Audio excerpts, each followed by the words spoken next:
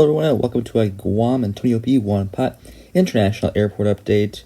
Today we have another special update of Guam. Another one where you see this FedEx MD-11 here. Also it's from Monday, June 27th, and some of them from Sunday, June 26th. But we'll get it started here with this FedEx MD-11.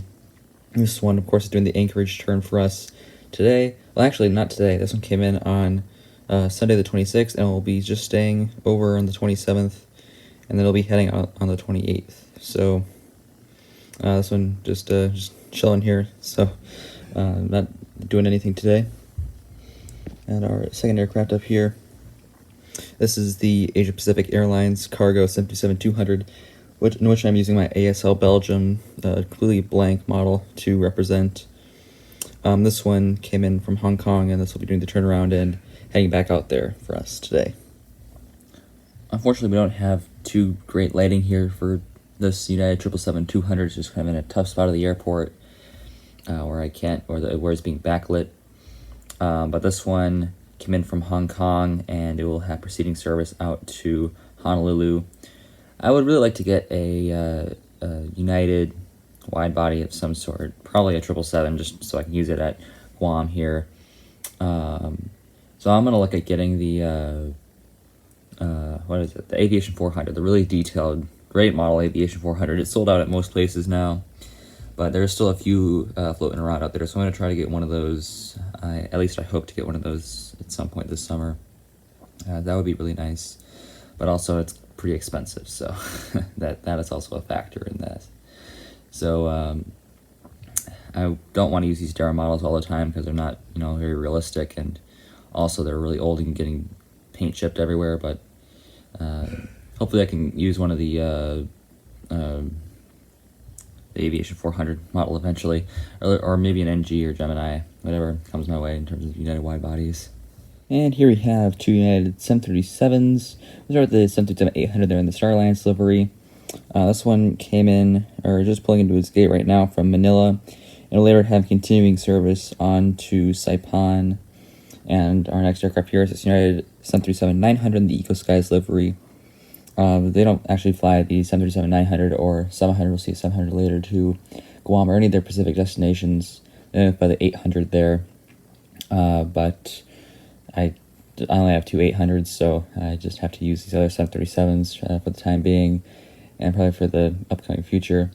I do want to get the NG models, United 737-900 in the Eco Skies livery, to replace this one. I'll probably turn this one into a Delta 737-900 for MSP, of course.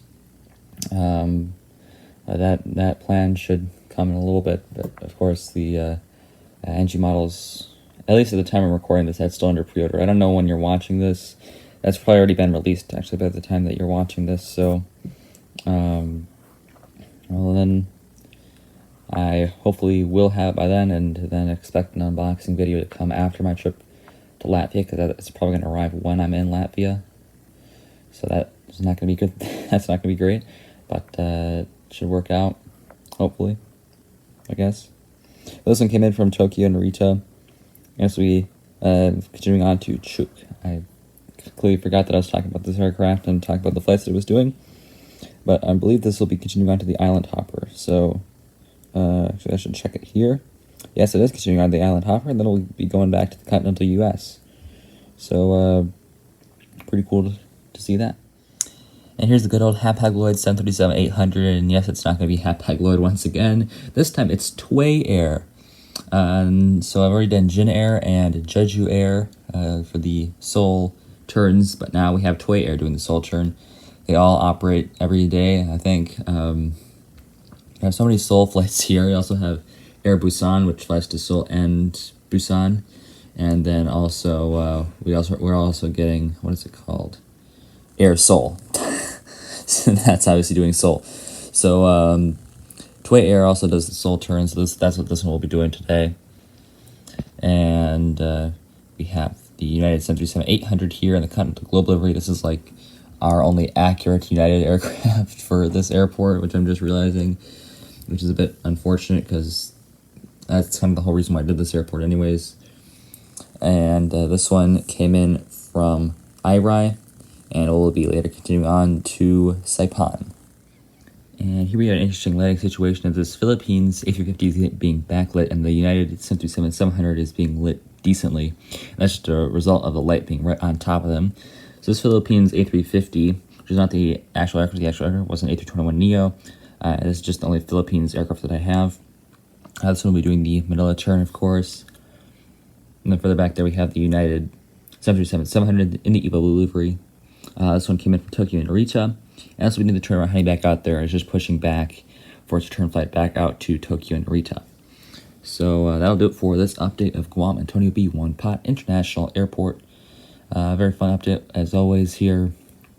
Got plenty of aircraft on here, and of course you have to use a Hapag-Lloyd, and most of the stuff isn't quite accurate to what it is in real life, but still happy to do Guam because it is a fun airport to do.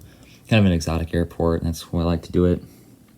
Of course, we get the FedEx MD-11 in here again, and of course all the Delta 737s. We got them in some different parking spots today, which is kind of a surprise to see the United 737-800 in gate 20, which I normally use for the Philippines A350. As you can probably tell that I switched them up a little bit here, but that's what it is actually. Or actually, no. Now I'm looking at it again. Now all the gates switched. So that isn't accurate, but I don't really want to switch up the entire airport right now. Yeah, I'll turn out the gates just switched, so now as I'm recording this has become technically inaccurate. And I've seen that before, actually. It had a United 737 scheduled to be in gate 20, but they switched it. So that's just, yeah, no, that's just unfortunate. So they had this all set up, but I guess it's not quite accurate, but still nice to switch it up a little bit just to get some more variety in here. But that'll do it for this update of Guam Antonio B. One Pot International Airport. Thank you all for joining me once again, and I'll see you tomorrow. As always, good night. Auf Wiedersehen.